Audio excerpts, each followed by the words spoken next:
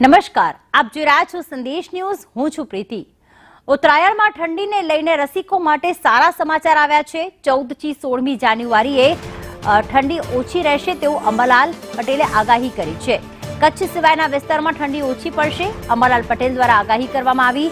14, 15 અને 16 જાન્યુઆરીએ ઠંડીમાંથી મુક્તિ મળશે. કચ્છ સિવાયના વિસ્તારમાં ઠંડી ઓછી થવાની આગાહી વ્યક્ત કરવામાં આવી છે.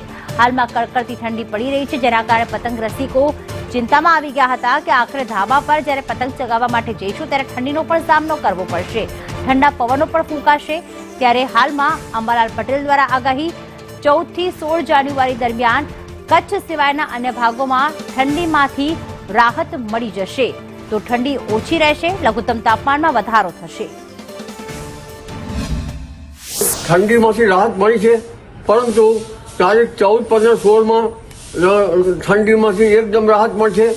જેમાં દક્ષિણ ગુજરાતના ભાગમાં ન્યૂનતમ તાપમાન 20 ડિગ્રી સેલ્સિયસ અને મહત્તમ 32, 33, ક્યારેક 35 પહોંચી જવાની શક્યતા રહેશે. 14, 15, 16, 17, 18માં રાજ્યમાં વાદળો આવવાની પણ શક્યતા રહેશે. ક્યારેક કોઈ ભાગમાં છાંટાછૂટી થઈ શકે, પરંતુ ખાસ કરીને અરબ સાગરનો ભેજ અને બંગાળ ઉપસાગરના ભેજથી વાદળો આવતા આ ઠંડીમાંથી રાહત મળવાની શક્યતા રહેશે.